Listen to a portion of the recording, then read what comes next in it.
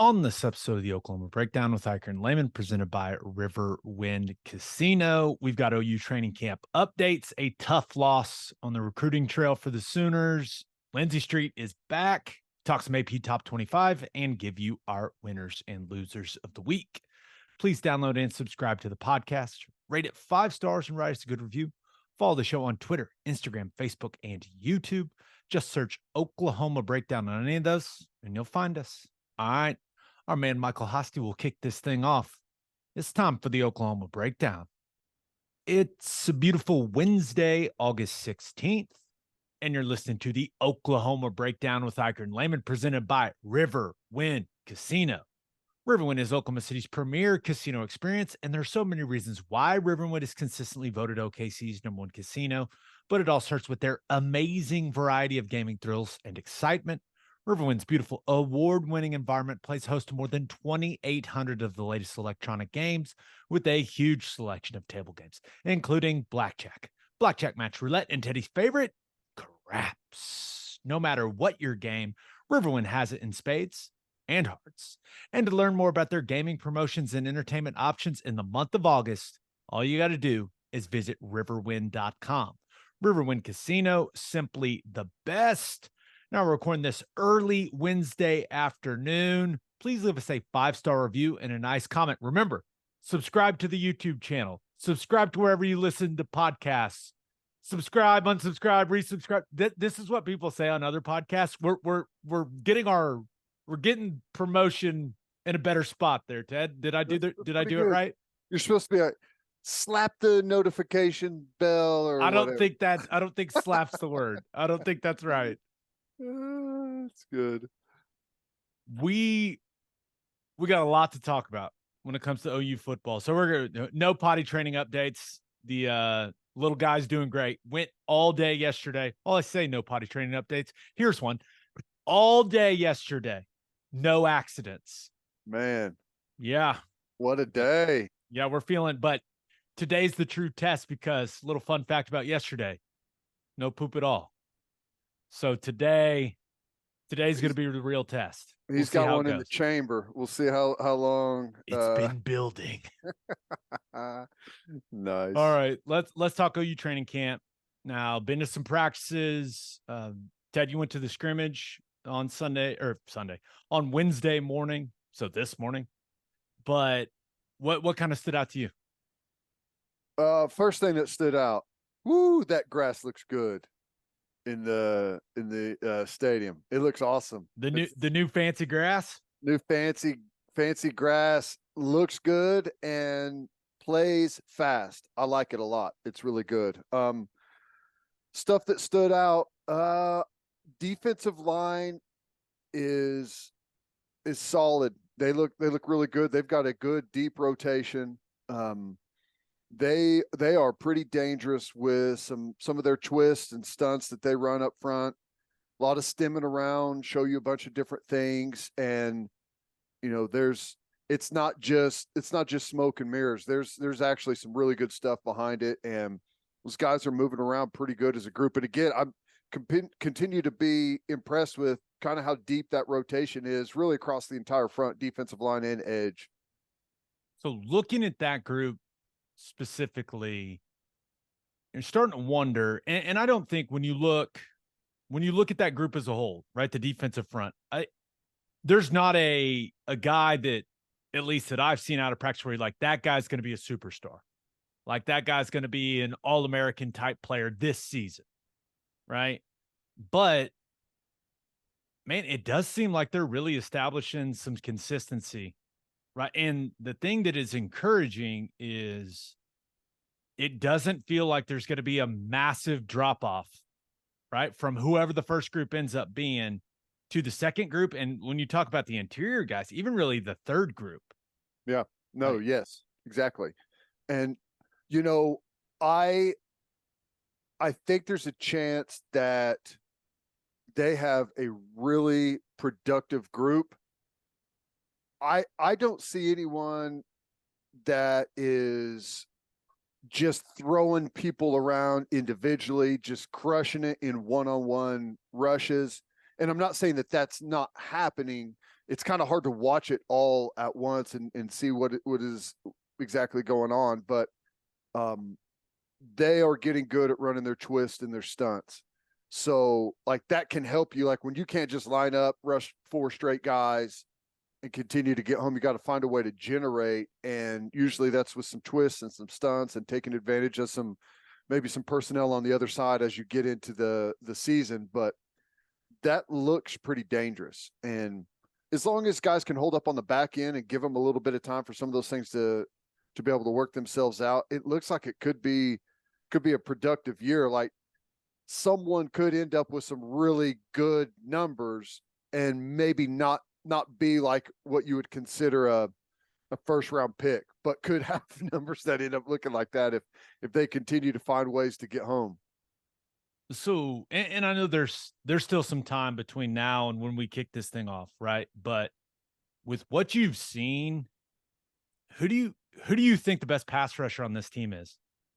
Even including the edge guys? Yeah, including all the entire group. Man, it's kind of hard to say. I think still the most consistent guy is probably Bothroyd. I think our Mason Thomas is probably the most dangerous. And he to me, and I know he had the ankle, right? But he to me is, I don't know if this is the best way to put it. And I'm extremely high on PJ's future and what he's going to be as a player. But as of today, our Mason Thomas just looks like the most natural pass rusher they have. Is that a dumb word for it? No, I think that's right. It looks I mean, it looks pretty easy for him, but I think he like needs the right situation, and that's why I say like but Bothroyd's probably the most consistent because it really doesn't matter the situation. You kind of know what you're going to get from him. Our Mason Thomas is the most dangerous. Like if he happens to get the right situation, the right one-on-one and those things, he can really make you pay. And I kind of want to put Trace Ford in there too, because he may be, I think our Mason Thomas probably has the best get off and like he can dip really well. But Trace Ford seems to be like the most explosive with maybe the most dangerous group of weapons. Whenever you kind of get him in that realm, he looks really strong and violent whenever he rushes. So I would probably go with those 3 guys. I mean, that's not really a very good answer, but I think they're still trying to maybe establish that. Yeah, I think the thing that stands out about Bothroyd, and people that have played football will kind of understand this. His ability to convert is what stands out, right? Because there's a lot of guys that are good at 3rd and 8, pinning their ears back and rushing the passer, right? When you know passes coming, like those things. Bothroyd, I think one of his greatest strengths is, in play action situations, early downs, like when the offensive line is trying to sell run, right? When that's what they're trying to do, his ability to recognize play action and RPO when the ball is being thrown and to be able to convert from play and run into becoming a pass rusher, getting on an edge, using his hands, manipulating the offensive lineman, right? Going from, hey, I'm stuffing the run, I'm holding my gap, I'm violent with my hands, to, okay, get on an edge, let's get to the quarterback. That's the thing that has stood out to me, is when you talk about a guy converting from playing what appears to be run to then going and rushing the quarterback, he seems to be able to do that quicker than anyone else they've got, which is a very, very important skill to have. So that's what kind of stands out to me, is like, just, man, he's just solid, dude. He's solid. And that ability to convert and to recognize it quickly, to identify it, and then go try to put pressure on the quarterback. Like, he's, a lot of the times I've seen him get pressure on DG, it's that situation. RPO situation, play action, you're selling run, and he recognizes that it's pass, and he goes and converts and wins, gets on an edge, or push pulls a guy. Like he's impressive in those situations. And it's extremely important because whenever you think about it, big difference between college football and the NFL. 3rd and 10 in the NFL is 3rd and 8 to 10, long yardage, straight rush. A lot of times, you know what you're going to get. Those guys may run a game or something up front, but you're getting a 4-man rush, a big percentage of the time. Pin your ears back. Here we come. College football, when that ball gets to the 45, the minus 45 for some people, it may be even further back for more aggressive teams, midfield area. That is college football. That is no longer a pin your ears back on the front, right? Because this is 4-down territory. So that's where that conversion thing, like you're going to get that way more reps in college on 3rd and long than you would in the NFL. So it's good to have a skill like that. Yeah.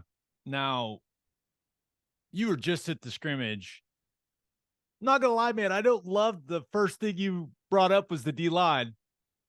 Yeah. As the O-line guy, I'm reading between the lines here, thinking that you were not overly impressed with what you saw from the big boys up front on offense. They had a difficult day. Oh no! The defensive line was getting after him pretty good. Now, they're throwing a lot at him. The defense is right, which is probably not something you're going to see a whole lot, at least early on in the season. So you do have to keep that in mind.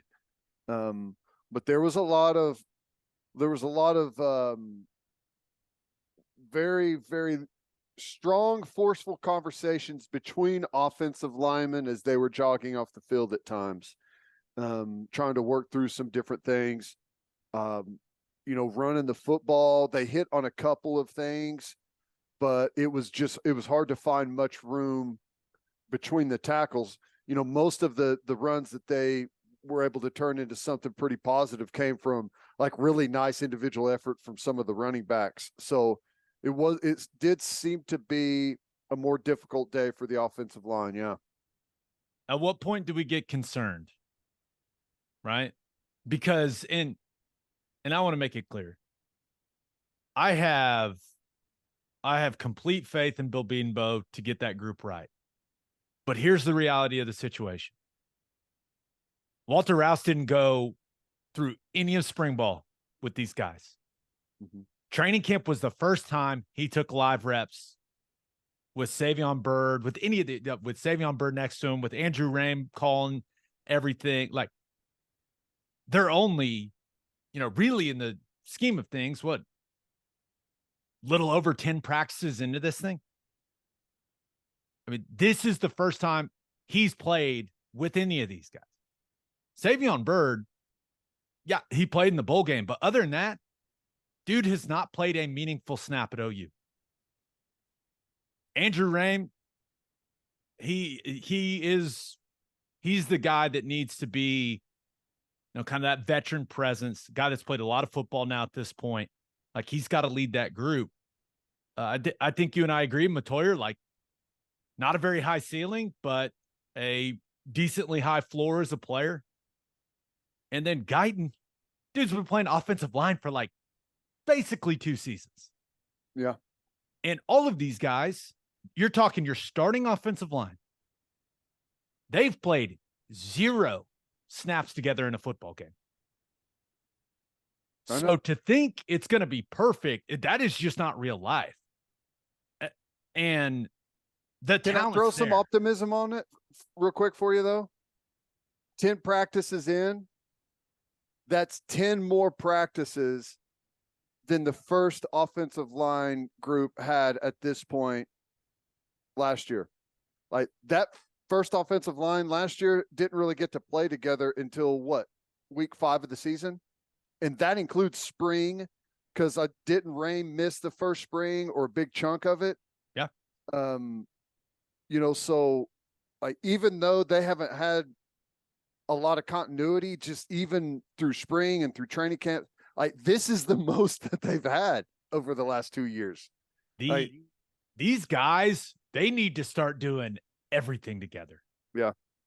Right? You need to you got to develop that chemistry, and you got to develop it quick. Mm-hmm. Right? And you got to force it. I mean, you just have to. But the talent's there. Right? There's no doubt. Now, the depth discussion, that's certainly an interesting one, but that first 5, the talent is there. I think it's the most talented starting offensive line they'll have had in several years, but the talent has to get, the consistency, the communication, like all of that has to get to the level of the talent. Yeah. And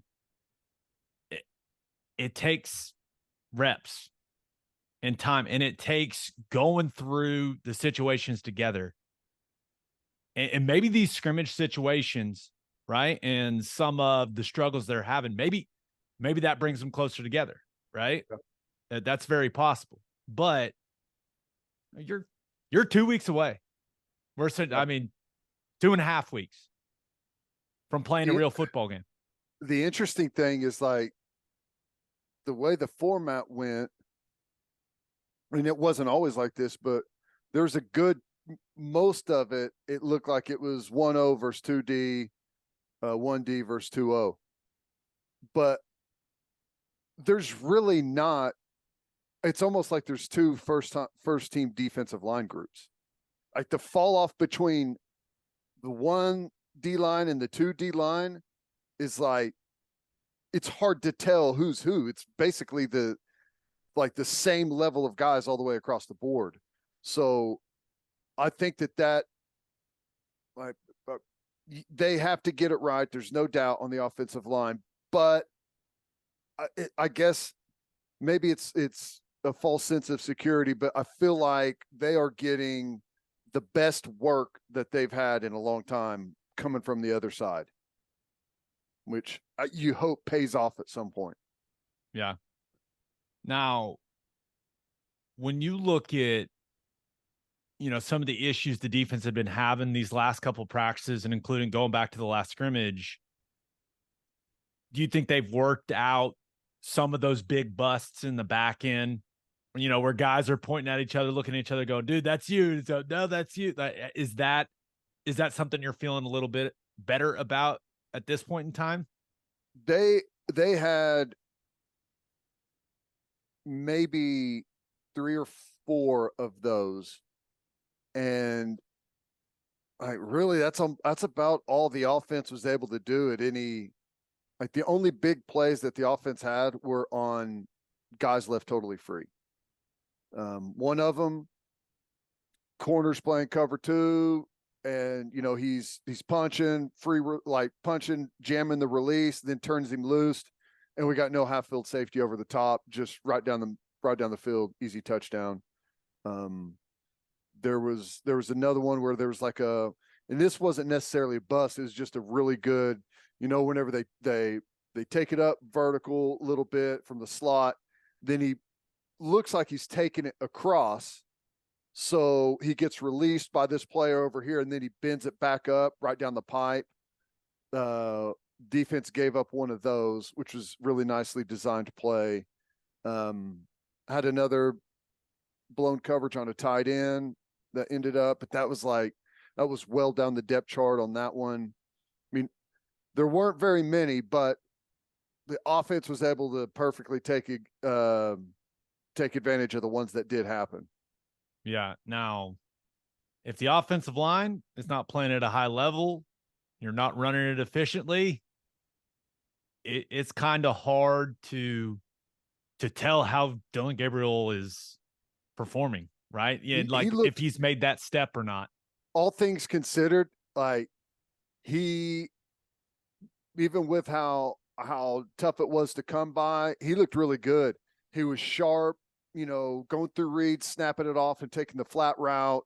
There was one, he took off on one blitz where a gap opened up the middle, and he took off and looked really good in the open field. I still think he looks faster and more agile than he did a year ago. I was talking with some of the guys out there.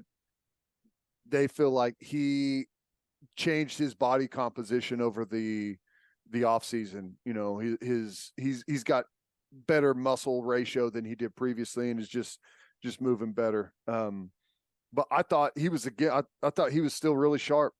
Like whenever he had opportunities, he made really good throws, and a lot of times on some of the deep stuff, great throw, excellent play by a DB coming over and batting it away. I mean, there was a lot of really competitive plays down the field that on this day the defense just happened to win most of them. You can't stop smiling, and it bothers me. That's not there's true. this general smirk about you right now, and I don't like it. I don't like it at all. That is not true. I thought. I mean, I thought there were some good positives on the offense. The running back group, man. Who's standing out? Like when you just see, obviously now it sounds like there weren't, a ton of big plays running the football with how the defensive line was controlling things, but who kind of stands out to you, right? Because there's a lot of guys in that room, like some serious depth, and there's only one football, man. So who's really like catching your eye at the running back position? Man, from me, the guy that is all around, like can do everything, is great in pass protection, is really, really good in short yardage. He catches the ball well. It's Tawee Walker, dude. I mean, he is such a load to bring down. I mean, there were several plays out there where it's a dead play and he is churning and fighting and spinning and running over guys and running through guys and taking a no gain or negative yardage play and turning it into 3, 4, 5, 6 yards. And he is a weapon in pass protection, buddy. If you don't have your head on a swivel coming through there and you don't know who's picking you up, good night. Low man wins and blitz pickup. Woo! He's just got so thick, and I don't know what the responsibilities are, but all I hear, and I stand in the scrimmage, I stand over on the defensive side. Offense is on the home side. Of course you do. Of course you do. Well, because I know the language, what's going on over there, what they're talking about. But all I ever hear from the other side is a bunch of like, great job, Tawee. But that's just all you hear over and over and over. I don't ever hear DeMarco running out there and yelling and pointing and, correcting him on a bunch of stuff. You just don't see it like that. I mean, it's not to say that it doesn't happen, but he seems like there's other guys that I think that give you bigger flashes in different areas. There's no doubt, but he just doesn't seem to mess up at all. And he's still incredibly dangerous with the football in his hands. So one thing about DeMarco Murray, and we were teammates, right? He was incredibly talented, clearly, right? We all saw what he went and did in the National Football League. He was also one of the most consistent practice players I ever played with in college or in the NFL. Like the dude practiced really hard and took it seriously. And I think he puts a lot of value in what guys, you got to have the talent. You got to have special playmakers, right? That can do special things with the ball in their hands. But Tawee Walker is going to be a big factor for this team. We've just seen it too much at this point. We've heard too much from DeMarco Murray. Like, I know that we're all trying to figure out, like, hey, is it going to be Barnes or Sawchuk, or hey, Caleb Hicks looks awesome as a true freshman. Tawee Walker is too consistent on the practice field to not have a significant role for this football team. I'm there now. I'm there. He's just too strong, too consistent. And I could be wrong. Like, they may be walking off the field and he walks over there to DeMarco Murray and he's messing all kinds of things up, but it doesn't seem that way to me. And I tell everyone the same thing every time. I don't know who the starting running back is going to be, but I can tell you as a linebacker who I would not want it to be. and that is number 29. That's it. I mean this with all due respect. I'm just going to throw this out there and see what you think. Tawi Walker, value brand Samaje Perine. Yeah. I mean, was it great value? Is it great? Is that the brand? Is that Walmart or great value? Yeah, I think so. I don't know if is it Walmart that has Walmart or is it? I don't know. Something like that. Yeah. Yeah. When you talk about his strengths, like, hey, in between the tackles, now Samaje is an awesome, like, he was a fantastic player. He still played in the National Football League, but when I'm starting to think about, okay, what's it going to look like from him? Like just Mr. Reliable and super especially when physical. You talk about Oklahoma, that's the only comparison. Yeah, because there's never really been well, at least the modern era that I know of, like 2000 on. Like hadn't been another back like Samaje. Tawi's the most. That's the comparison, 100%. He may be a little bit shorter. I don't know exactly what his measurables are, but who cares? Like height, that's like the least important thing at running back, in my opinion. He's got just the most powerful lower half that you could possibly have. Thinking of other positions that we've been keeping a close eye on. There's so many guys in the secondary and so many guys battling to get snaps. The level of competition at corner and at safety, I think it really is raising the level of play for a lot of these guys. But just talking about the scrimmage, anybody really stand out to you in the back end of the defense? Or was the defensive line sacking the quarterback too quickly to where you couldn't even tell? Damn it. No, there were some guys made some good plays. Reggie Pearson's a dude now. He came up and made a one-on-one, finally cleared a big hole for a running back, and one-on-one in the hole, he absolutely blasted him. Helmet right on the ball. Ball goes flying up in the air. Not going to tell you what running back it was, but it was a really nice play. He's super solid on the back end. Bowman's super solid on the back end. Peyton Bowen made one really nice play on a deep ball, batting it away. Woody Washington made a really nice play on a deep ball, batting it away. I mean, there was a lot of guys. The rotation is a little bit different at corner right now. I think they got some guys that are just a little bit banged up. Nothing serious, just kind of out there in blue jerseys, not taking contact, but still practicing some. But like, I thought there was a lot of positives from a whole different group. I thought Key Lawrence made a couple of really nice plays coming up and tackling in the box on running game and plays near the box. They seem they're in. Like, one thing that stood out to me is some of the communication that you're getting on the back end now that you just didn't see before. Like, they're starting to take it upon themselves to make calls and to different alignments, make an adjustment to how they're going to play releases and stacks and stuff like that. They seem to be getting a really good, like, cohesiveness between the group back there. And there's a bunch of different guys making plays, man. Good to hear. I wish you had more positive things to say about the offense, but I'll take the defense playing well. I'll take it, man. I'll take it, especially after how last year went defensively. I'll take it. Well, I mean,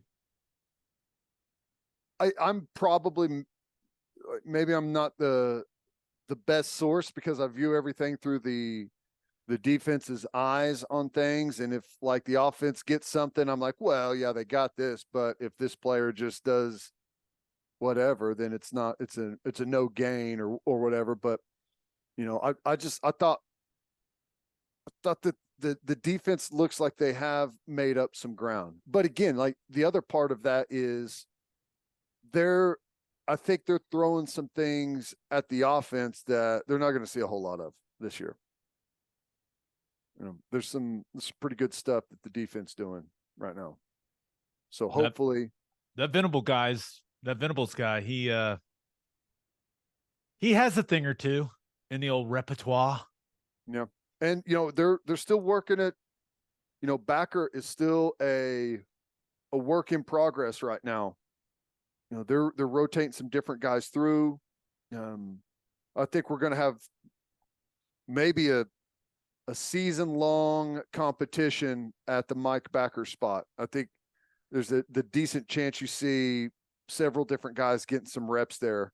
And maybe not. There's still plenty of time. I think Canick does, and I've said this before, but he is starting to really set himself apart whenever they're going through drills and individual. And I think it's just a matter of time until that stuff carries over onto the field and he's able to sync it all up and it really takes off for him. Stutzman right now is just, he's consistent. He's making plays. He's better in the passing game. It looks like he's more under control out there. And you got some young guys that are going to be really good. Lewis Carter is going to be really good. Kip Lewis, I really like already. Redshirt freshman, if he's able to ever put 20 pounds on, look out. I mean, without that, but he would be good, but his weight, if he is able to put that pounds on, and I think it, as he gets a little bit older, it's going to get a little easier, hopefully. He's dangerous. He is quick twitch. He's fast. He can fly, and he'll strike you. I got one more question for you, and then we'll move on to disappointing recruiting news. You always are pretty transparent with this stuff. Through your defensive lens, the one playmaker on offense that you go, whew, that guy. Man, it was pretty thin today on the wild play. Killing me, man. But I guess the guy that stood out of being able to have the ball in his hands the most and being the most active was probably Gavin Freeman. Seems to be a pretty consistent theme. Yeah, because they didn't hit on any of the big deep balls down the field because, good balls, but good tight coverage, defensive back slapping the ball away right there. So there wasn't any of those where it was like, wow, what a catch there by the offense. So mostly what you had was some of the underneath stuff, some of the quick hitter stuff out on the perimeter. That was the majority of what you saw. Gavin Freeman. To build on that, one last spot defensively is the cheetah position. Justin Harrington made some really nice plays from there.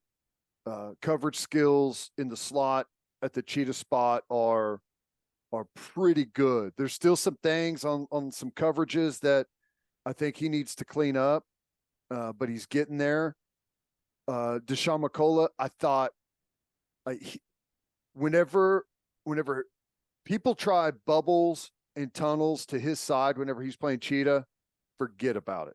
He wrecks it because he's so big. He's 6'4", 6'5", and he's usually getting blocked by a smaller wide receiver. Like, they can't block him. He can reach right around him and he's flipping legs and getting guys ankles and stuff. He made a lot of plays there. He made a lot of plays as cheetah whenever they're running it, and he's like the edge, contained guy and has to come up and be in the box. He's really good there. The only thing that he really lacks right now is the coverage stuff on intermediate and deeper routes. Like, that's where he's going to struggle. But, great thing about Venables is he can find ways to protect him in those situations, right? So I thought both of those guys looked really good. All right, let's talk a little recruiting. On3.com's #1 player in the country, defensive lineman Williams Nwaneri, committed to Missouri over Georgia and Oklahoma, and Ted Sooner Nation was very sad.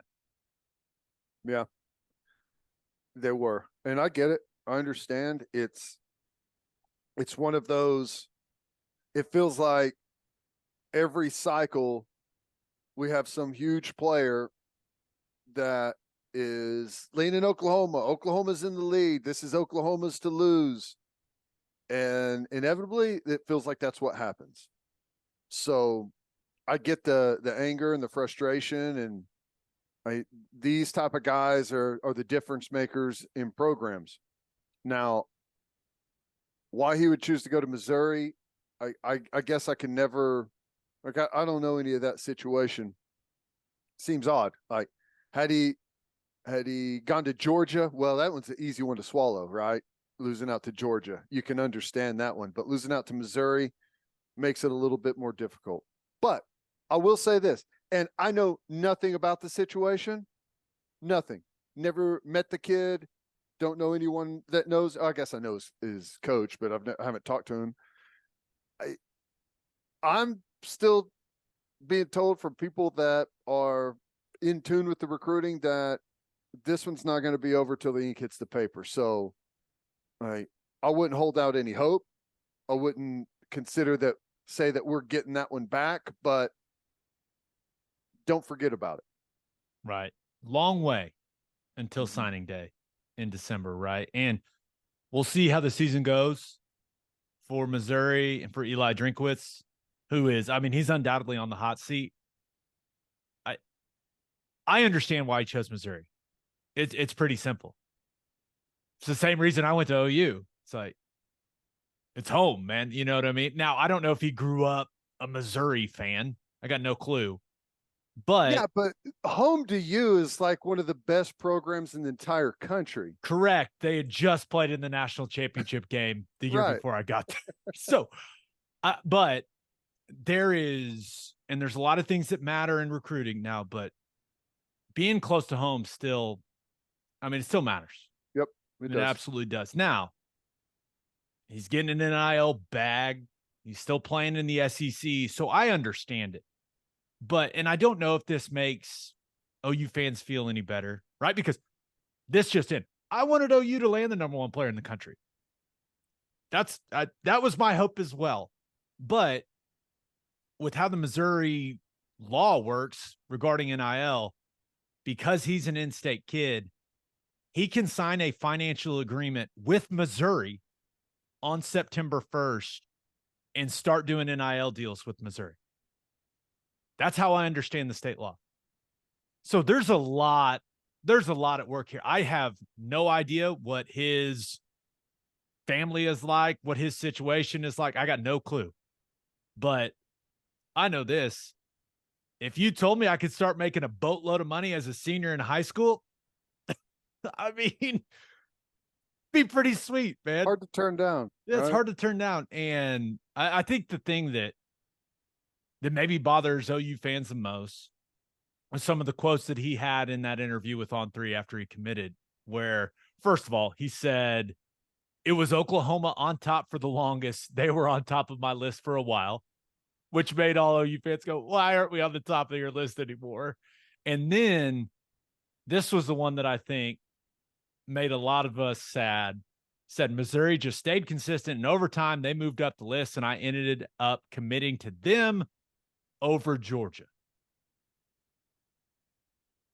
So, and that is a quote straight from him, right? Straight from Williams Nwaneri. To think you're going to land the guy and then apparently not even be in the final two, it's not a great feeling. Not a great feeling at all. No, it's not. And I know how this it's not a shock to me. Well, I guess it's a shock in a sense. It's still a shock that it's handled this way, but his coach said publicly that he had told, not the coach, Nwaneri had told the Missouri coaching staff 2 weeks ago that he was committing to them. And I could not do that, commit to the Missouri coaching staff 2 weeks ago, still answer the phone from other schools and tell them that, oh, you guys still have a chance. I'm not sure what I'm going to do. And, big announcement. I don't know. Am I weird for thinking that?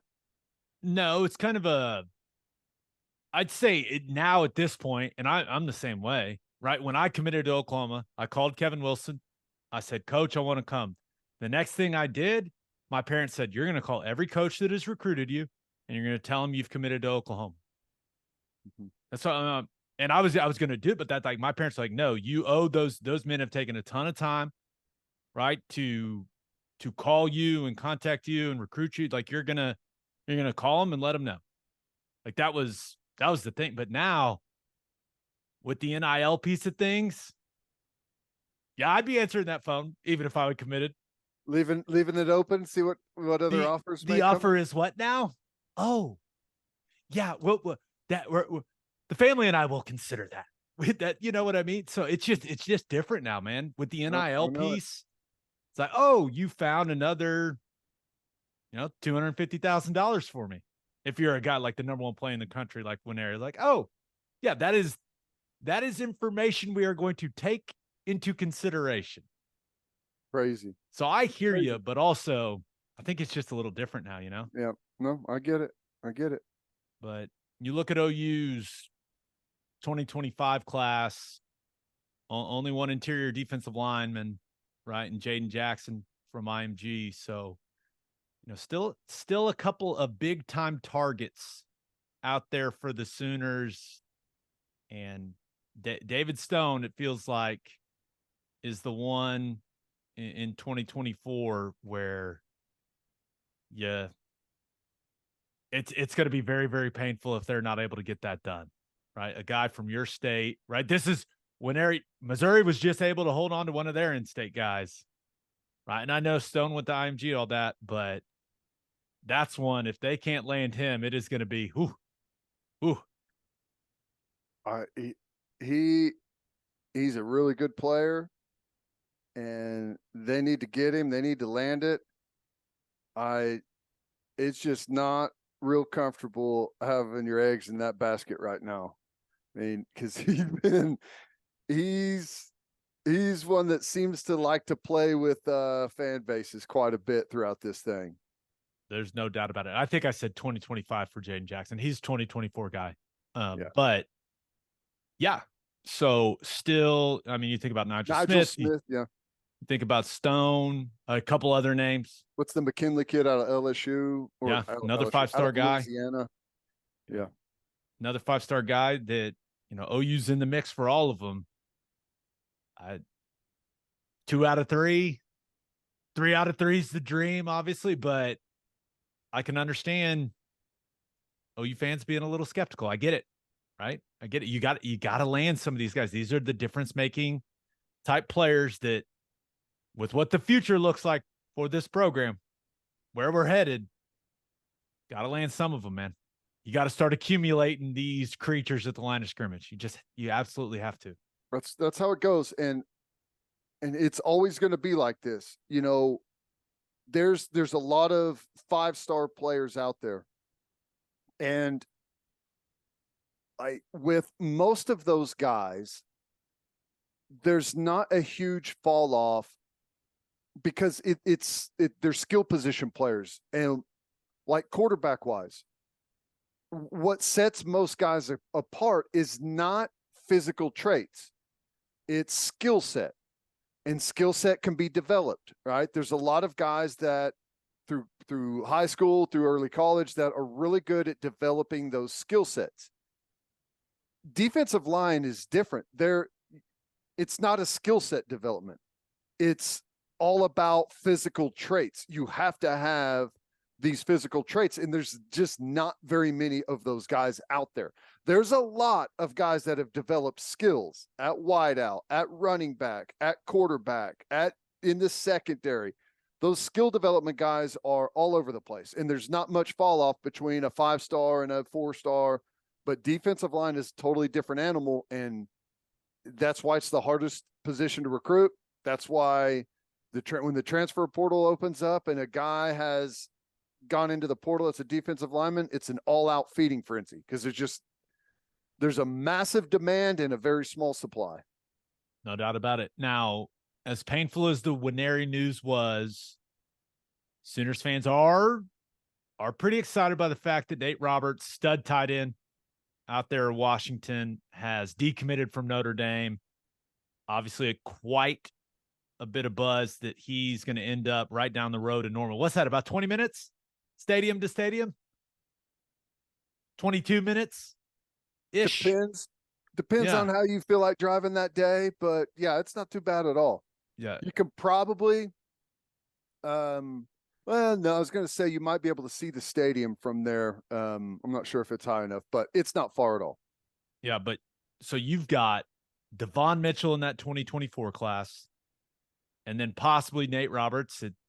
And seems like a lot of people are feeling really good about that in the 2025 class. All of a sudden, and we've talked a lot about, just the lack of proven guys at the tight end position on the roster right now outside of Stogner.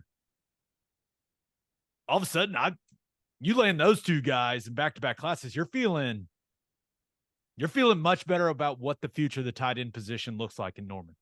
Yep. So no, I agree 100%. Did you see that video of Devon Mitchell on Twitter today? That catch, the one-handed one? Oh my God. It looks like he's catching a tennis ball or something, man. That's impressive.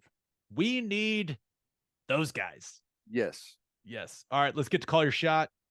We asked you guys the most important thing that happened for Oklahoma football this week. This first one comes from Unsat Nasty on Twitter, at Unsat Nasty.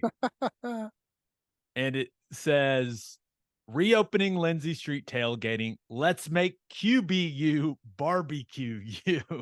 Which I like. And, a lot of people fired up. I can't imagine anyone's more excited than our buddy Eddie Radosevich, right? His watch is over. He may rest now, but just some really exciting news and it's not a ton of area, right? When you talk about the south curb of Lindsey Street and then the north edge of that sidewalk right there, but still, we'll take it. Lindsey Street tailgating is back, baby. Let's go.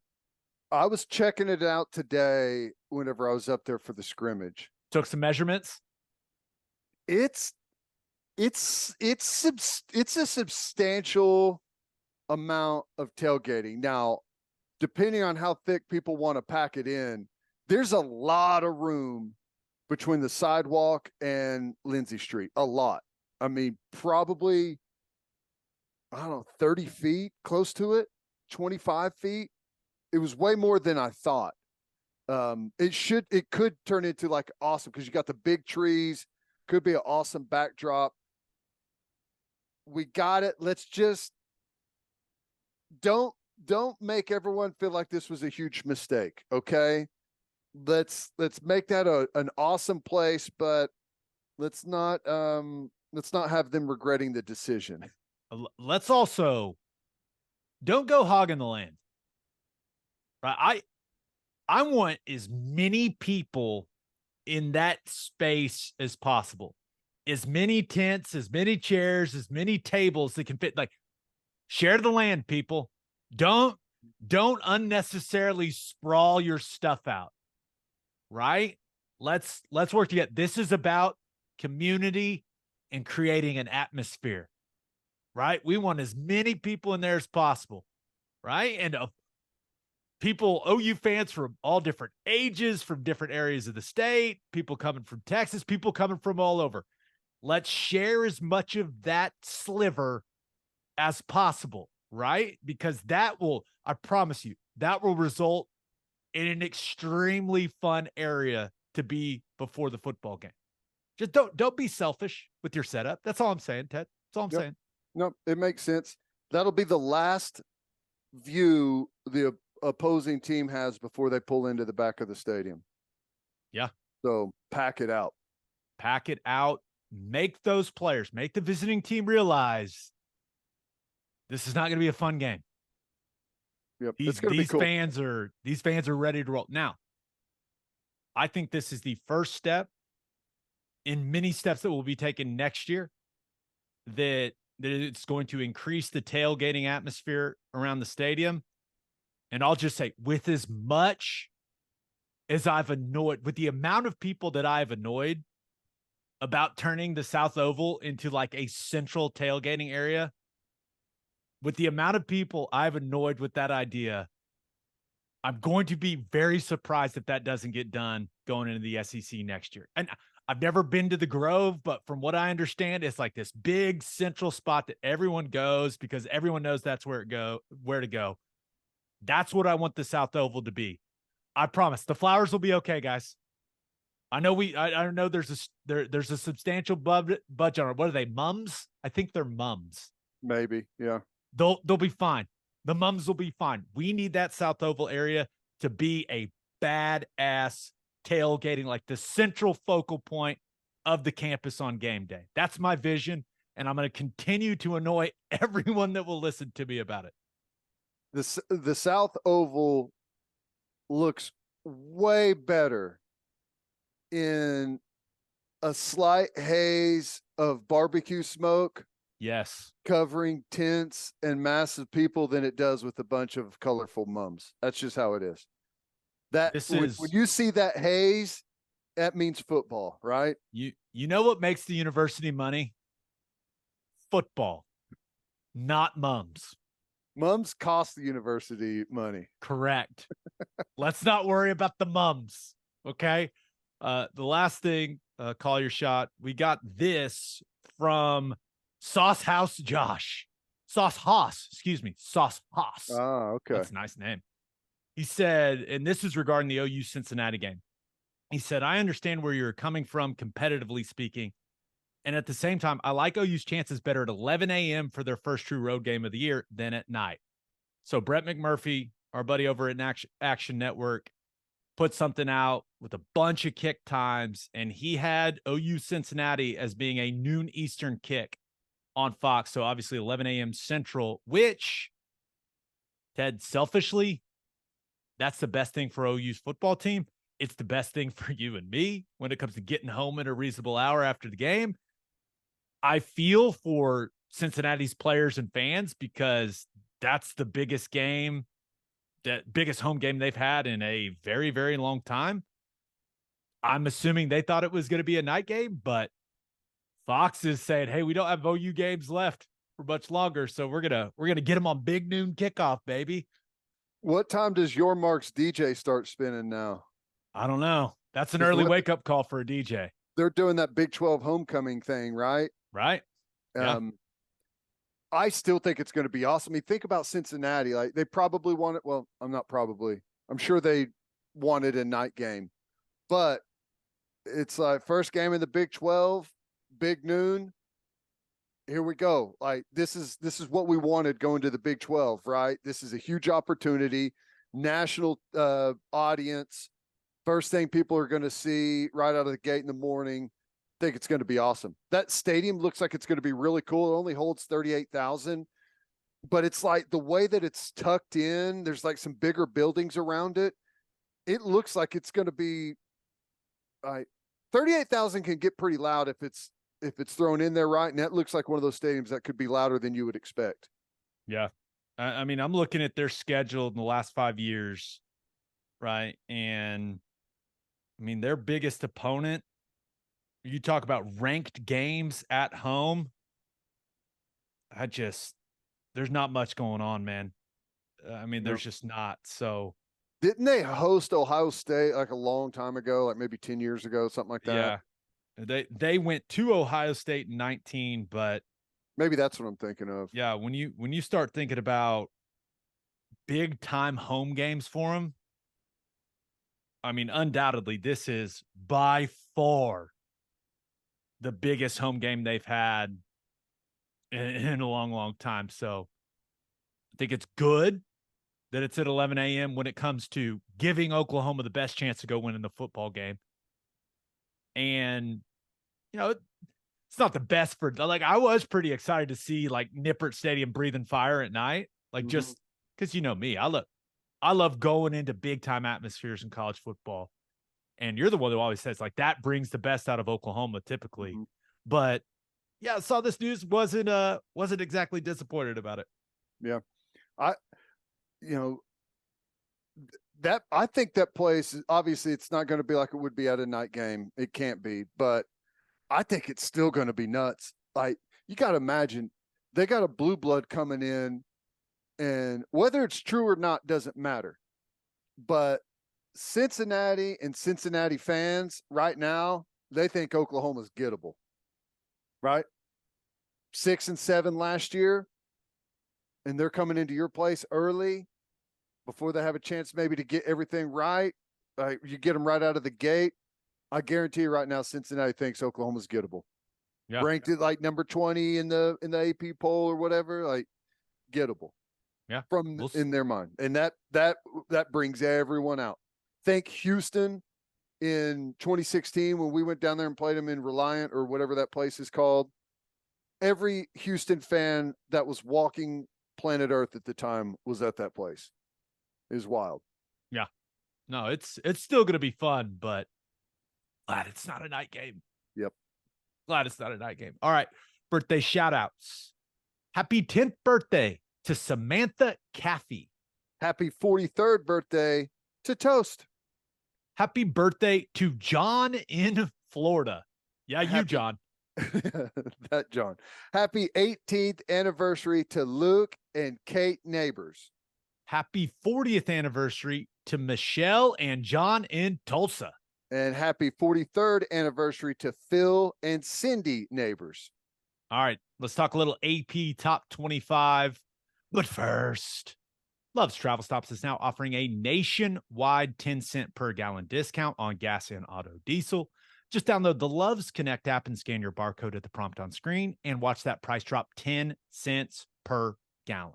Across the country, the Love's Connect app unlocks exclusive deals, can help any traveler plan their route or meal on the highway. So before you hit the road, be sure to download the Love's Connect app to save 10 cents per gallon and experience the country's best highway hospitality at Love's Travel Stops. Love's also has you covered if you forget your phone charger or headphones with their expanded mobile to-go zone. And of course, don't forget to grab yourself some of that delicious Java Morey. Opolis Clothing is the exclusive home for all of our Oklahoma Breakdown merchandise and is the best place to get your OU and OKC Thunder gear as well. If you want to live your life in buttery soft comfort, go to opolisclothing.com. That's OPOLIS clothing.com. Use promo code TED, TED, for 10% off your entire order. That's opolisclothing.com. Use promo code TED for 10% off. Buttery soft and 10% off. And hey, you hungry out there? Well, then head to the garage for hand-smashed patties, butter-toasted buns, and ice-cold beer. The food is fantastic, and it is the perfect spot to watch any big game. Visit eatatthegarage.com to find a location near you and order online from the garage in your neighborhood. All right, the AP poll has been released. I, for one, love the AP poll. I love it. I know some people say, why do they put out the preseason poll? Who cares? We haven't seen any team play. Those people don't have to do radio every day, Ted. Yeah, we need something. It's a good way to look at the teams and get a list out there and see kind of what the overall view of those teams are. And you can either love it or hate it, but it's content, something to look at. Yeah. All right, let's run through it quickly. Georgia at number 1, Michigan at 2, Ohio State at 3, Bama 4, LSU 5, USC 6, Penn State 7, Florida State 8, Clemson 9, Washington 10. Texas is your first Big 12 team, checking in at 11. Tennessee at 12, Notre Dame at 13, Utah at 14, Oregon at 15, Kansas State at 16, TCU at 17, Oregon State at 18, Wisconsin at 19. Finally, the Sooners checking in at number 20.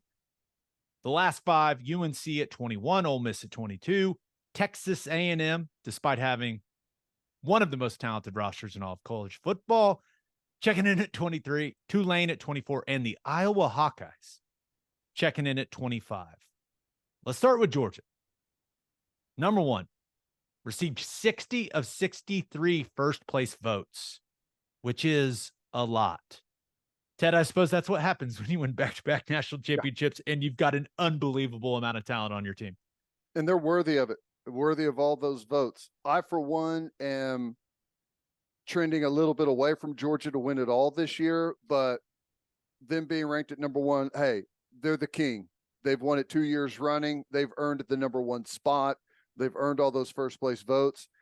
When do you think the last time Alabama didn't receive a first place vote was? Oh, man. So I know because they're checking in at 4. I know just because I've seen it from multiple places. It's the first time they've been out of the top 3 of the AP poll since 2009. It's probably since then. So yeah, 08. It's a long time. I mean, it speaks. It really almost. It really does speak to what Saban's done there. Right? I know, it's incredible. I mean, he's been incredible, but it's also crazy that you're preseason number 4 and everybody in the program is pissed off. Like, it feels disrespected. Like that, that's the level that he's gotten that program to. Like, the consistency's just been insane, but the fact that they can be so angry about being preseason number 4 is pretty wild. Yeah. No, it is. I'm picking them to win the SEC, by the way. I'll take the Crimson Tide. I am too. I'm picking them to win it. I think that it just feels weird with Georgia, and I've said this before, like, I don't think they have a culture problem necessarily. It's just they are on the wave of the guys that are starting to be there don't remember what it's like to not be good. Right.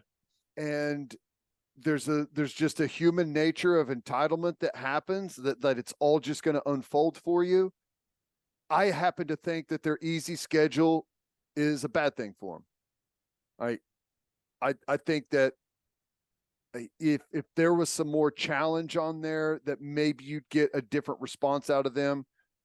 Maybe they show up and just absolutely wipe the floor with everyone. I mean, that's a very realistic possibility, but I don't know. It seems, at least from the outside, and I don't know anything about the inner workings of the program, that there's been some distraction that's happened over the last, frankly, since the national championship celebration. There's been a lot going on down there. We'll see how they respond to it. Yeah. And somehow, some way, maybe Kirby Smart will brainwash them into thinking they're only going to win 5 games again. That's still one of the most impressive accomplishments I've ever seen from a coach. Defending national champ, and somehow you have found a way to convince all your high 4-star and 5-star players that are going to be NFL draft picks that people think they stake. That's incredible brainwashing by Kirby Smart a year ago. Just fantastic stuff. Well, yeah, going into the title game, who was it? Was it Stetson Bennett that was talking about how no one believed in him? Wait a minute, what? What are you talking about, man? But hey, it's like, well, not everyone. Okay, yeah, the 7 people that didn't think, but yeah, that's where they're at right now, though. It's good. Yeah. How do you feel about OU at 20? Seems about right. Yeah, I think it's right. I think you. I mean, there's a certain part of the AP poll that is kind of, what did you earn last year, right? And I think this is fair. I think there's it's not hard to find a scenario in which they finish at number 20, right? But I think there's a really good chance that they're able to improve on that quite a bit. And frankly, I'd be disappointed if they didn't by the end. But that's kind of what you've earned. And if I wasn't around the practices and stuff and seeing these guys and talking about it day in, day out, I don't think I'd know where to put Oklahoma either.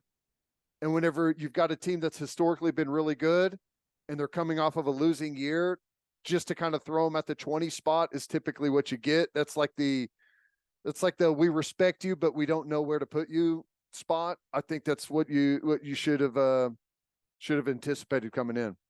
Yeah. When I look at the poll as a whole, a couple teams stand out to me. The first one is Utah at 14. And I know Cam Rising's knee and the latest update from Kyle Whittingham doesn't make it sound overly optimistic that he'll be ready to go for Florida. right? They start the season with Florida and then they go to Baylor. That's a tough start to the year for them, especially your quarterback coming off an ACL. But USC at 6, Utah at 14. Once again, I cannot unsee what I saw at that Pac-12 championship game. Yeah. And I know Caleb Williams, right, was a little banged up. I get that. But the assault at the line of scrimmage that took place in that one, Utah's the back-to-back Pac-12 champs. And they've got 2 teams in their conference ranked ahead of them in the AP poll. Someone make that make sense to me. Yeah. I don't know. I think Oregon's right there behind Utah at they're 14 and 15. I think both of those teams are better than USC. More consistent. USC has the best player in college football in Caleb Williams, and he can do a lot with the ball in his hand. Every single snap. But it's just so hard to live like that. And their last 6 games of the season, it is a brutal, brutal schedule. They didn't have a schedule that was even close to that last year. I mean, and we talked about this. I think there's a pretty decent chance that the Pac-12 maybe chews each other up throughout that last 6 weeks, but it's going to be fun to watch and to see it play out. Yeah, USC. Now, Caleb Williams is incredible, right? I mean, he is. But their bye is September 16th. And then they play 9 in a row. Their last 6 at Notre Dame, against Utah, at Cal, who will be coming off a bye, Washington, at Oregon, and then UCLA. And remember, they did not play Oregon a year ago. No. Right. So when you're talking about, they didn't play Washington either. When you talk about the physical teams in that league, right, at the line of scrimmage, Washington's certainly up there, but Oregon, right, with what Cristobal left there and now what Lanning has brought in, right? And then we all saw what Utah can do to USC a year ago. I don't see it.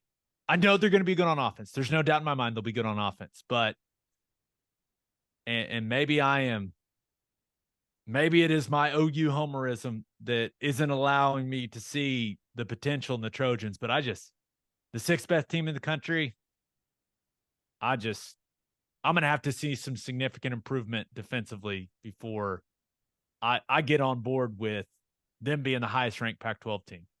Yeah. I mean, there's some unknown for sure with Kansas State, but if Kansas State really, what's the unknown? Really, Deuce Vaughn, clearly, they don't have, and I've talked to Chris Kleiman about this at Big 12 Media Day. They don't have another Deuce Vaughn, right? Those guys. I mean, someone tell me who has a Deuce Vaughn in college football right now, right? Nobody. You're seeing these clips of him at Cowboys training camp. He just disappears and then appears. You're just like, wait, what? It's an illusion. No, but they feel really good about Trayshawn Ward, who transferred in at running back. They feel really good about DJ Giddens, who had a significant role for him at running back a year ago. Will Howard, just talking to him, multiple times during the spring, that guy's confidence has grown tenfold. They were able to retain Colin Klein. Most importantly, they got 4 starting offensive linemen back. Yeah. I would take them right now. They're ranked 16. I would take them neutral site head-to-head against USC. I'd take them neutral site head-to-head against Florida State. I'd take them neutral site head-to-head against Washington, against Texas. It starts to get a little bit different with Notre Dame, Utah, and Oregon, because stylistically that's way closer to kind of where they are, but just right with the way that they play, those teams, I think that they would probably beat all of those teams in front of them. Yeah, I've got them winning the Big 12. I just think I believe in what Kleiman does.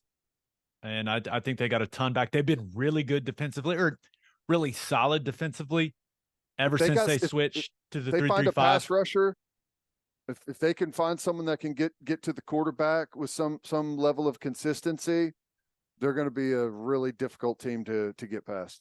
And Yeah. if they stay healthy, I mean, just like everyone else, I say stay healthy because I have a feeling Will Howard is going to be the guy that does absolutely everything in that offense. It's going to be Colin Klein all over again. Run Don't about don't say that. 30 quarterback sweeps and quarterback powers a game. Oh no. Oh no. Oh no. Well, at least the Sooners don't play it. Now, any other team where they're at in this poll that really stands out to you? There's a lot of them that I think are just kind of take it or leave it. I think Texas being where they are, obviously, we've talked about that a lot. I think it's too high for them, but whatever, not too upset about it. I'm interested about Clemson. I expect them to be good on defense again. And I feel like there's a lot of folks that the answer is big Garrett Riley going there on as the offensive coordinator. And maybe that's the case. We just have such a small sample size with him. And I'm not sold on, like, there's a lot of people that are sold on Klubnik at quarterback. And I'm sure he's going to help him out a lot, but you go back and look at his statistics are not very good. No. Not good enough to make you think like, okay, here we go. Now we've got I think there's still a bit of a question there. So I don't know. Yeah, I'm very interested to watch them offensively. I'm with you. I think the amount of talent they've got on defense, that defense is going to be good, right? I mean, there's just no doubt. But who are Klubnik's main targets going to be? Like, I feel like that program had such an awesome run at wide receiver, and now it's a bit of a who, like, do they have any dudes? Well, Like, wide they got receiver good and quarterback. players. Yeah, I mean, they had quite the run at quarterback. They essentially went from Deshaun Watson to Trevor Lawrence. I mean, I know there was a little bit of a Little Kelly Bryant stint in there. Little hiccup in there in between, but like that was a long duration of having elite quarterback play. And like there's a little bit of the Georgia aspect to that for me as well. Like Georgia's defense is clearly elite. They found a run at quarterback with Stetson Bennett. Is it going to be that easy to replace? Like, and maybe their roster is just at that spot to where the next guy's going to be able to step in. But that's the thing that has me concerned. And it's kind of still the same thing with Clemson. Yeah.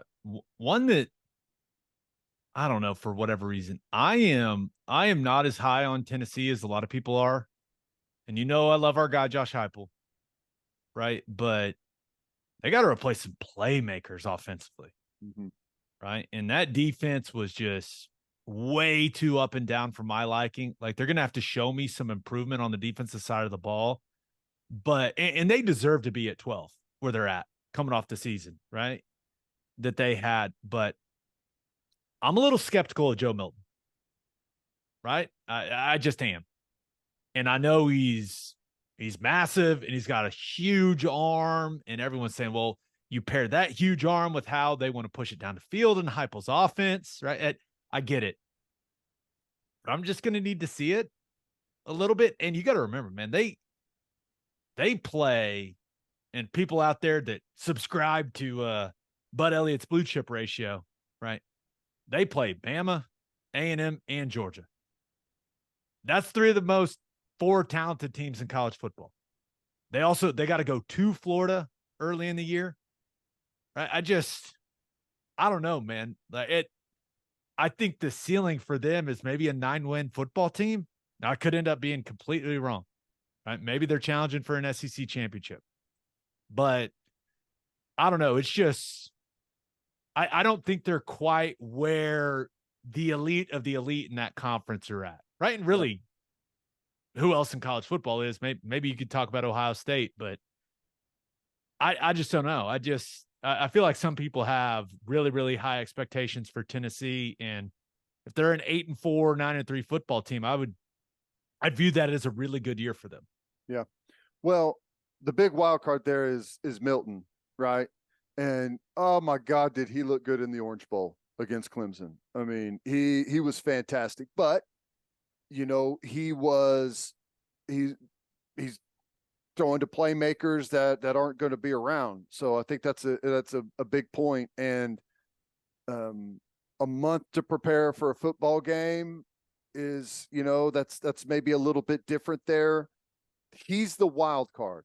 If you get Orange Bowl Joe Milton, then they're going to have a lot of success. If you don't get Orange Bowl Joe Milton, I mean, college football, to have a player like Hendon Hooker, a 6th-year senior that had as much experience as he did, and it was as good in the running game and efficient in the passing game. I mean, it's just incredible, like a 75% completion guy, you know, and was really effective in the running game. That you don't just like replace that experience and that efficiency just snapping your fingers. So I'm with you. I mean, I will say this, like I'm maybe as excited or more to watch Joe Milton this year to see what happens than any quarterback prospect that I've seen in a while. Yeah. He's the lab quarterback, right? I mean, it's crazy. Yeah, we'll see what it looks like. Tough schedule for Tennessee. I'm still trying to figure out what I think about Florida State. They got a ton of experience back on the ball. Like a lot of people are picking them to win the ACC and go to the playoff. Am I being too heavily influenced from watching an OU team that had a lot of its best players not playing, play them to the wire in the bowl game? No, you're not too much that's our last picture of them where they had all of their guys back to prove a big point, right? In front of a home crowd, all things in their favor, playing against third string tackles. And no, I think we played this version of Florida State at their best with everything in their favor, and it took a walk-off field goal to beat a 6-6 football team. Yeah. So like they're either way overrated or we are way underrated. And I think at least right now, I'll say that they're way overrated. Yeah. I just so much hype around them. And on paper, they look incredible. Yeah. And I was not blown away by Jordan Travis. Yeah. Like we contained him really well in that game. Yeah. And that's just, I'm interested to see how it goes. And it's been a long time. You go to Florida State, like there's a ton of tradition. There's high expectations, right? It's like the players know what they're signing up for, but when's the last time they've had these type of expectations for that program? I mean, how do they handle that? How does Mike Norvell handle it? How do the players handle it? Like, do they handle it well? Does it go to their head? Like, that's what I'm interested in. Hey, if I was coaching that football team, let's not make it more difficult than it is. Here, Jordan, I want you to watch this 2012 season of Johnny Manziel throwing it up to Mike Evans. Right. You've got a 6'7" wide receiver that can absolutely fly and jump. Just throw it in his area. Like that's, you know what I'm saying? Like, to me, don't make it more complicated than it needs to be. Let that guy go make some plays. Yeah. Now, looking at the breakdown of the AP Top 25, you've got 6 SEC teams in there, 5 Big 10, 5 Pac-12, 4 Big 12. You got 3 from the ACC, but this speaks to kind of where the sport's headed right? And where OU is headed. When you think about this AP top 25 and apply it to what the conferences are going to look like next year, 16 of the 25 will be in the SEC and the Big Ten next year. It's crazy. You talk about the consolidation of the big time programs, right? That year in and year out have extremely high expectations, like super conferences, whatever you want to call it. It's crazy to think that next year, 16 of the, and it's 8-8, right? It's 8 Big Ten, 8 SEC, right? That is, I don't know. I just saw that on paper. I was like, wow, that's crazy. I mean, kind of in a weird way, it's almost like it's 16 of 24 because Notre Dame's independent, right? Yeah, and not in a conference. You know, I guess that's one way to look at it, but and that makes it divisible, right? Yeah, there you go. 16 of 24. Is that 3 or what? 4 out of 6? You reduce the fraction to 2 out of 3, 2/3. Hey, but if you're Oregon State, you got to be happy because you're looking at a playoff appearance, baby. Highest ranked non-Power 5. Let's go. I wonder how many people, and I would assume people that voted for the AP top 25 know. Oregon State won 10 games last season. I know. Hey, that's why I think it's so funny that the Pac-12 dissolved right before the best season they've had in 25 years. Yeah, it really is. It's insane. Now, the one team in the AP top 25 where I look at them and I go, oh man, I don't know, but it could be real good. Wisconsin Badgers. Yeah. Remember, they're on the soft side of the Big Ten, right? Luke Fickell, I think you and I both big believers in how he goes about running a program. Going to open things up offensively under Phil Longo. You got Mordecai up there. You got that. Got an 8th-year quarterback. Yeah, you got an 8th-year quarterback. You've got one of the freakiest dudes in college football at running back, and Allen. You know they're going to be good on defense. Like, that's what they do. They play great defense. Lines should be strong. Don't know anything about them, but I'm sure there's some beer drinkers with their shirts tied in a knot doing some double dutch. Yeah.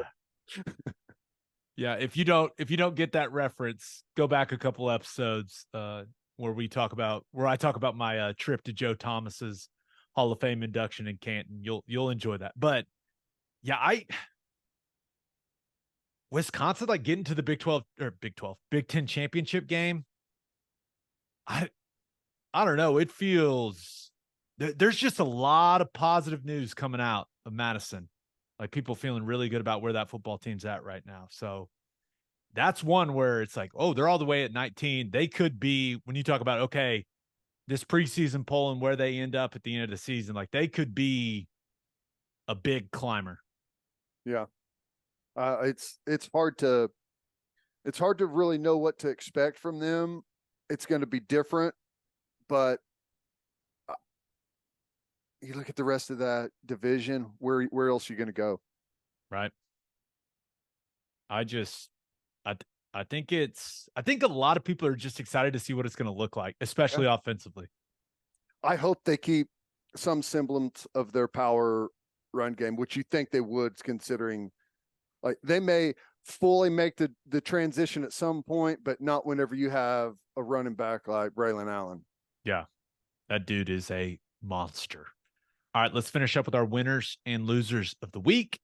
But first, Bishop McGuinness Catholic High School represents a tradition of educational excellence in Oklahoma City. Grounded in a faith-based education, students prepare to meet their potential with an individualized academic path that strives for success. Bishop McGuinness offers a college prep curriculum that includes 22 AP courses, participation in OSSAA athletics where they've won over 100 state championships, and numerous clubs and organizations for students to join and grow.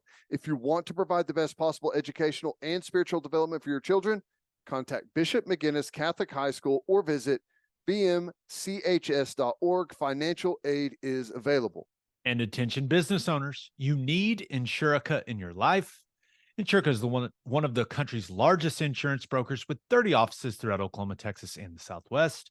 Insurica compares coverage offerings and pricing in order to design a cost-effective, comprehensive program to meet your business's specific needs. Purchasing insurance is only one way to protect your business. Insurica's goal is to help you avoid a loss in the first place.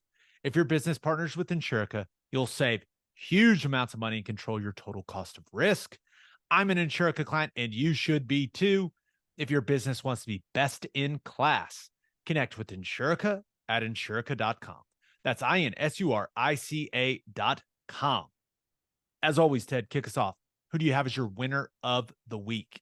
The NBA Cup announced last night. I guess finalized perhaps. I think it's going to be awesome. And I like the way that they structured it. I think there was always this thing hanging over with the players, like they didn't want to play any more games, but they found a way to make this to where all of the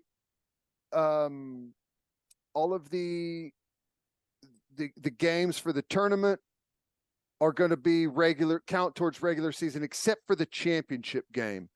And there's pretty decent payoff for the winners of the cup.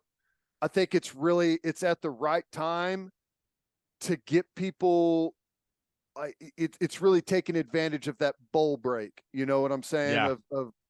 Of college football. So I don't know. I think all in all, maybe it's because I don't consider myself like an NBA, like a hardcore, like a guy that has to have everything the same as it's always been, because I'm sure there's going to be some haters to it, but I think it's awesome. Little in-season tournament action. Yeah. What is it? $500,000 for each guy? $500,000 to the winner. I think 200,000 to second place. All of the games, like I said, are going to be structured like the group play, quarterfinals, semifinals. All of that are going to count towards your 82 in-season games. The only one that doesn't is the final, which is was it December 12th or something like that, I believe. So I think it's going to work out really cool, and it's a way to get more people locked in. I know it doesn't technically mean anything because you got the finals, but I don't know. I feel like it's something that fan bases and people maybe that are casual observers of the sport can find themselves looking at, and hey, it's something else to gamble on. Yeah. And it's just, I think the NBA's been searching for ways, and the Thunder schedule is about to come out right now, like as we're recording this. I think it's the NBA. They've been searching for ways to make the fans feel like the regular season's important, right? Because of the load management stuff, because let's be real, that some of the star players, they kind of treat the regular season like it's not that important. So it's just something to spice it up, man. Create some conversation, some chatter, some coverage. I think it's a good little experiment that they're trying. A lot of people compare it to, European soccer and how all of that functions over there. But this is something they've been doing in the WNBA, and it's been successful. It's been fun to follow, or at least for me. And yeah, I'm interested to see how it goes, but it'll make some of the regular season games feel like they matter a little more. At least I think that's their hope. I'm all for it. No, I think that is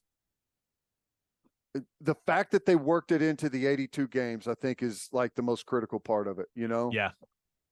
I don't know. I don't see a negative at all right now with it. And there's going to be people that say it's meaningless or whatever, if you're just trying to find a way to nitpick it. But all in all, I think it's awesome. And that $500,000 is not very much to a guy that's making $48 million a year. I get that. But not everyone on the roster is making $48 million a year. There's a lot of guys on there that are making like was it 900K is the league minimum, something like that. Yeah. If you win that, some of the down roster guys, you're talking about a half season worth of a bonus right there. Yeah. It's going to matter a lot to those guys. And believe it or not, some of the star players, they want those bottom of the roster guys to get more money. Yeah. Right. So hopefully that creates a little buy-in. I think that's another thing the NBA is hoping is that. And they've been suffering ratings wise, and anything that draws more attention, I think, is good. At least I think. No, I'm with you. All right, who do you have as your loser of the week? This one may be a stretch. Okay. MLS. So Messi playing has been awesome, and he scored another goal last night. And now Miami is like obviously the team to beat. They're on a tear right now. But is it making the league look really bad that he's scoring this many, this easy, and one player makes this big of a difference? And I know he's not just one player, but is there that aspect at all? There's definitely something to that, right? There's just no denying, because it's now, if it was prime Messi, right, then it's a different conversation. But this is, twilight of the career Messi. He's not washed. He's still incredible. But yeah, I don't know. I hear you, but I think this is the best situation imaginable for the MLS. Yeah. I think everyone that owns the team is going, oh my God, I love you, Messi. You're the best. Like, keep scoring goals. That's what people want to see. Like, here's the thing. If it was, and I know it's on Apple, right? Yeah. And I watched, because it happened to come across the timeline the other night. I watched and I flipped it over there and I saw like the incredible ending to this game. It was awesome. But like, if it was more accessible and I saw that he was playing, and it wouldn't even matter who they're up against. Like, what, I would flip it over to the channel and watch it. I just would. And I'm not even a huge soccer fan. To me, it's almost like, would you, and I haven't seen it in a while, but there for a while, it was awesome. Like when KD would go to Rucker Park. Yeah. And just like, I mean, it's not have to like that level. 60. Yeah. It's like, okay, I still want to see the best in the world go and do their thing. It really doesn't matter who they're playing against. And it may even be cooler to see him go up against a lower standard of opponent to a certain degree. Yeah. Cause I can't believe I watched some of it also. My favorite part is I don't know. I'm not going to pretend I know the roster for Inter Miami other than Messi, but a guy got knocked down and the team they were playing kind of got kicked at the ball, and Messi came up and like walked up on him and was letting him know. I was like, I love this guy. Yeah. Which was cool. You got to develop a bond pretty quickly, find out, stand up for your guys. I don't know. I don't know where he's at in his career, but I know this. You got a penalty kick that's anywhere within striking range, look out. That's the coolest to watch that, watch him figure out what he's going to do there. It's awesome. And this is something you and I talk about this when it comes to quarterbacks in the National Football League.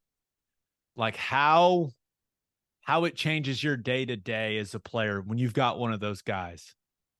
Like, from what I understand, Inter Miami was not good before he got there. And yeah, he's got 9 goals in 6 games. I think that's right. Mm-hmm. He scored in all 6. Mm-hmm. But I think like the Messi effect that he's having on his teammates, like how those guys carry themselves, what they believe when it comes to what they can accomplish as a team. It's hard to measure it, man. It's hard to measure it. But I bet if you go ask those guys, Ted, they're like, yeah, we feel like different human beings because he's on our team. And here, I don't know what the streaming numbers look like, but I know that there are a lot of Messi fans in the world. And you got to be thinking, like, before he was here, I don't know who all's watching the stream of this game. But now that he is, there might be 1 billion people watching me right now. I better have my best game. That's a good point. That's a good point. I think that's called like the Hawthorne effect, like how you change your behavior when someone is watching. That's recalling from like my sophomore year of college. I That like could that. be completely incorrect, but I'm pretty sure that's right. I like it. All right, let's get to my winner and loser of the week. But first, John Vance Auto Group has been serving Oklahomans for 40 years, family owned and operated. They've got 9 full service dealerships in Woodward, Miami, and Guthrie. No matter what your vehicle needs are, John Vance Auto Group has you covered. They carry domestic brands such as Ford, Lincoln, Chevy, Buick, GMC, Chrysler, Dodge, Ram, Jeep, and Wagoneer. John Vance Auto Group's goal is to give unequaled service and to exceed customers' expectations in every way, which is why they have their lifetime loyalty program. And here's how it works. You buy a new or used car from them, all you have to do is get all of the manufacturer recommended maintenance done at the Vance dealership. And if something goes wrong with the components of your engine, transmission, drive, axle, or transfer unit, they will cover the repair costs. It's a great deal. You can browse their entire inventory or find the John Vance dealership near you at vanceautogroup.com. And First Fidelity Bank is a full-service financial institution based in Oklahoma with tailored solutions for all your personal and business needs.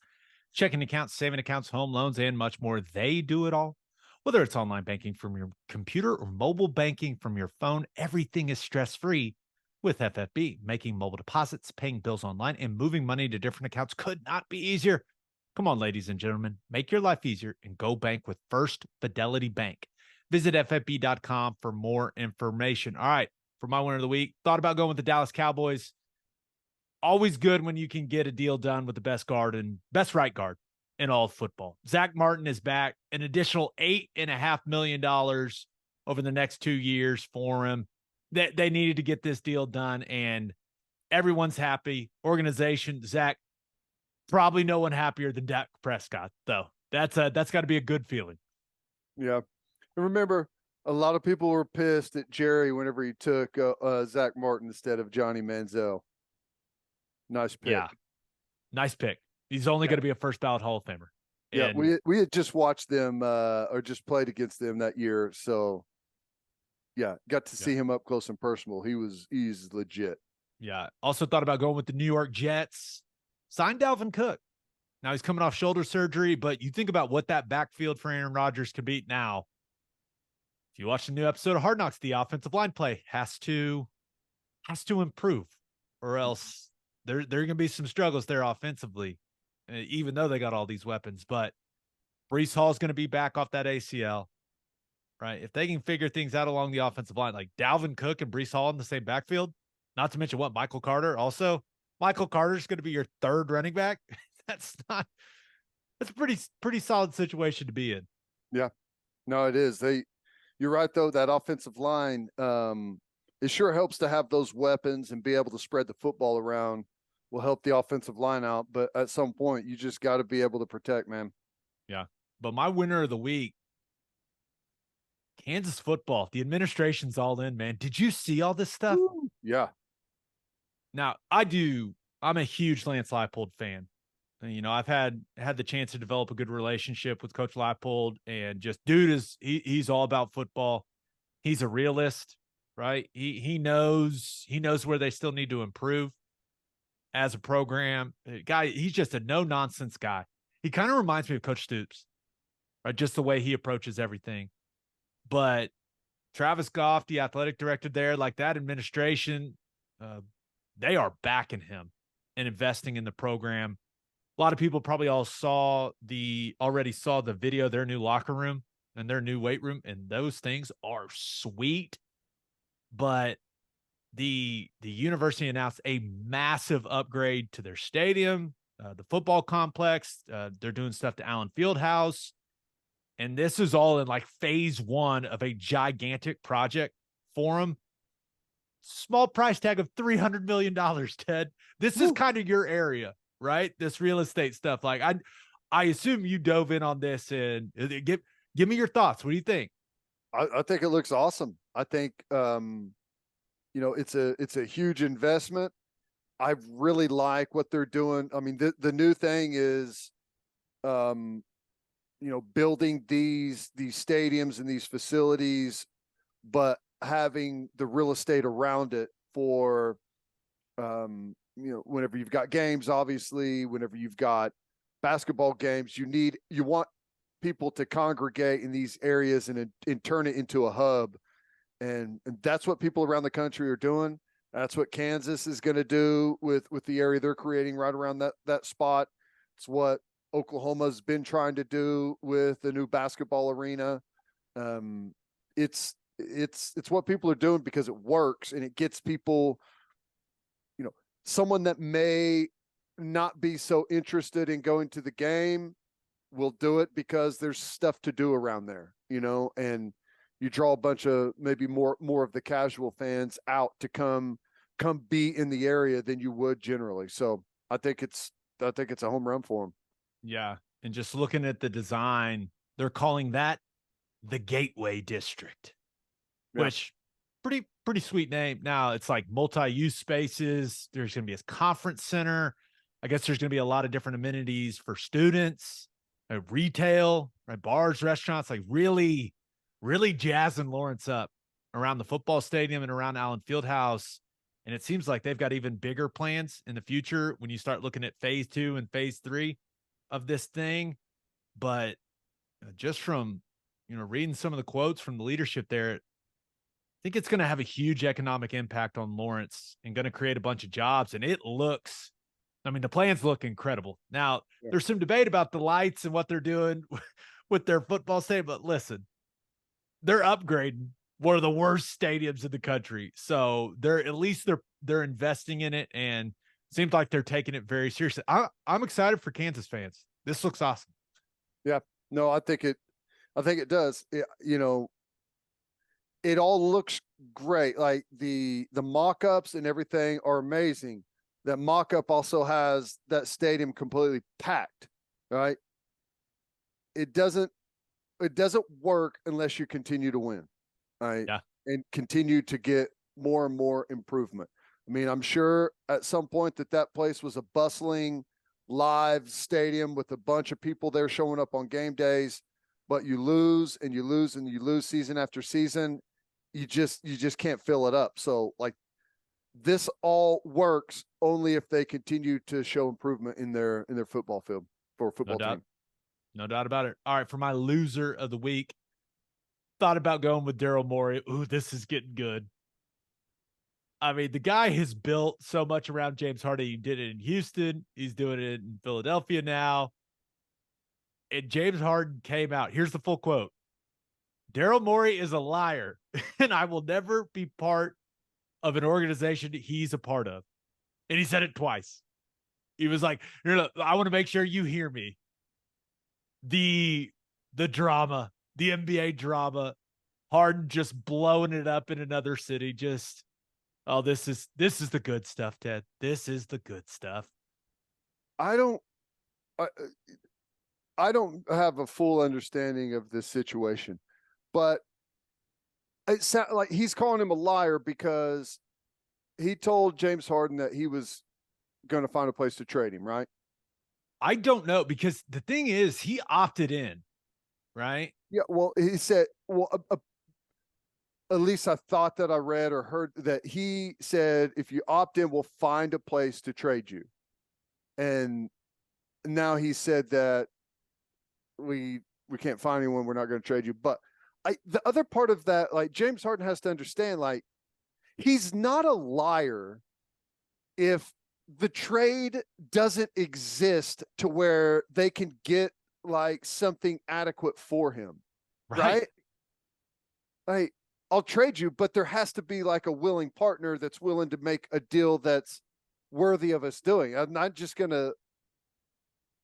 because I like you, I'm not going to trash the organization because just to appease you. It seems strange to me. Yeah, it is. It's strange, but I love it. And I can't wait to see how it plays out. It's going to be great. I'm with you. Gosh, I love some NBA drama. I also thought about going with the Iron Skillet. TCU, another rivalry game gone.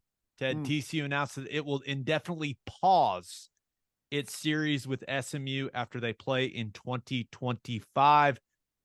Just for reference, kind of a reference point, they're playing for the 102nd time this season. And just like A lot of other great college football rivalries that appear to be going away as a result of realignment. The battle for the iron skillet going to be no more. The schools are like 35 miles apart. It seems like an odd casualty. Like Yeah. I don't. Yeah. That's a weird one. Yeah, I don't know. Maybe it's because, the Big 12 is going to continue to play 9 conference games, right? Mhm. Brett Yormark said that on John Oran's podcast. And I don't know if that has something to do with it. And they're like, hey, we don't really want to play you guys. I don't know. But That's weird. another rivalry game bites the dust. Did they say they're not going to play it or not going to schedule it? They said it is being discontinued. Wow. Indefinitely paused. I don't know. Indefinitely, that's a long time. Typically. I guess the only thing that I thought of is like if SMU is about to make some conference move. Yeah. Like into the Big 12, and maybe that's why they're not scheduling it. So I don't know. It's a weird casualty. Yeah, or the Pac-12, like what's gonna the Pac-12 and the American gonna merge somehow, and I don't know. So we'll see. But yeah, but my loser of the week, The Blind Side. Now there's 2 sides to this story. So Michael Orr's version says that the Tui family tricked him into signing a conservatorship, didn't actually adopt him, and that he didn't get any money from the movie while the Tui family did. Right. And then you've got the Tui's response via their lawyers saying, kind of, hey, we have the receipts that we offered to split anything that we got from the movie with Mike. Basically, they're defending their honor and saying that he's tried to like shake him down for $15 million multiple times. Ted, this whole thing is wild. It is sad. I don't like reading it because I think that's a movie and a book that a lot of people love, but this seems like it is heading down a path of getting very ugly. Yeah. I don't know. I guess I don't know what to believe. Like I have a hard time believing that it took Michael Orr 15 years to understand the relation, the conservatorship or whatever it was. I mean, the movie was made like 08 or 09, wasn't it? Yeah, it was. Yeah, that sounds right. And Mike and I were teammates in Tennessee. Awesome guy, smart guy. And let me tell you, man, he hates that movie. And it wasn't the fact like he hates. Everyone says when they meet him, right? It's like it's the first thing he has to talk about. Well, it's not even that. It was, and I talked to him about it. He did not love the fact that they portrayed him as an idiot because he's not. But this was such a fun conversation. I think the thing that made him most upset was they portrayed him as a guy that like didn't know how to play football until the Tuies like influenced him. He was like, "No, I was a badass, man. What are you like? I was awesome at football my entire life." So I think that part really bothered him. But I was like the Tui family when I was playing with the Titans and he was on the team. Like the Tui family came to games. Like I met SJ because of Mike, and he also had a relationship with Mettenberger, who I was good buddies with. But yeah, like hung out with him quite a few times in Nashville. So that's how I was just sad seeing how this is playing out. I hate seeing it, but we'll see how it ends up getting settled right in court. But yeah, this is not a good look for anyone. Like I see people trying to there are no winners here, right? No, they're trying to say Sandra Bullock should have to give up the whatever award she won for it. It's like Best actress. Best actress. Hang on a second. She's playing a role off of a script. Okay. That to me, that's ridiculous. The other thing is like Hollywood knows how to make movies. The story's not very compelling if there's not some like type of like, I'm not saying they had to portray it exactly how it is, but there has to be like some type of swing in how he played. Like, you know what I'm saying? It's like Right. it's the Hollywood version. And it's like that in everything that they do. When they take some actual event and turn it into a movie, they have to add drama throughout. It's just how Hollywood operates. I mean, Yeah. it makes it more compelling, I guess, to watch. Yeah. And that's because this story, like, I do think it was an inspirational story to a lot of people. Right. Like, yeah, hey, doing good things for people in need. Right. But now with all these details coming out, I don't know that no one's ever going to look at that book or that movie the same, I would assume. Like, Right. do they have to add a little disclaimer at the front of the movie now? Like, hey, by the way, they didn't actually adopt him. He was awesome at football already. He's not a complete moron. Like, do they have to add that in, like, on the screen before, or maybe is that a post credits, like some notes Based on actual events that took place in no manner consistent with the way we portray them? Yes, yes. This is based on a true story, loosely based on a true story. But yeah, now I will say my number one takeaway from this whole thing is Mike deserves money for that movie. The fact that he's gotten no money is insane. Yeah. And you can say, oh, well, he signed legal documents, blah, blah, blah. I don't care. The dude, give that dude some money for that movie. Like, it's insane. I'm shocked by that. And I don't know how that, yeah, I don't know. The part where it does get a little interesting is, I guess, the lawyer that did the conservatorship also maybe negotiated the thing with the studio, also happens to be the Tui's lawyer. There's some, okay, what's going on here? When you read through it now, there's two sides to every story. And I don't think we have all the information quite yet, but yeah, there's definitely some of the details of it where you go, that seems a little murky, Yeah, to base an entire movie off of his story, and like, it's not like they used another name like someone else. Like, it was totally like marketed and everything of who the story is about. There's like pictures of him playing football at the end of the movie. Yeah. That's a shock. And Yeah, I don't know, frankly, I don't know how like that would have ever, I'm shocked that he ever allowed that to happen. Yeah. That's where I want to know more about that. Like, he was already in the pros when that movie came out. Yeah. It was playing really well too. Yeah. It's, I don't know. It's just weird that he allowed that at the time. Yeah. I think overall though, it's just, and there's probably going to be more coming out from both sides on this. It just made me sad, man. Yeah, I agree. Life's not a fairy tale, kids. Nope. Deal with it. On that note, episode 345 in the books. We'll have a new podcast that'll drop on Sunday. We're going to be out of practice on Friday. Bunch of former players going to be out there. It's going to be a lot of fun, Ted. I'm excited that the staff and Soul Mission are doing that. It's going to be a good time. Little BBQ out there at the practice field should be awesome. Yeah, bringing my son that has been potty trained for approximately 1 week. Please pray for us. I really don't want him to poop on the field. Please. Or in this, what's more acceptable, pooping in the stands or pooping on the field? That new grass is real fancy. He can't poop on the field. No, you don't want to do that. You don't want to do that. Okay. I'll keep you people posted. I take know one of those like doggy bags that you take when you walk the dogs to pick up. Yeah, we'll have a plan.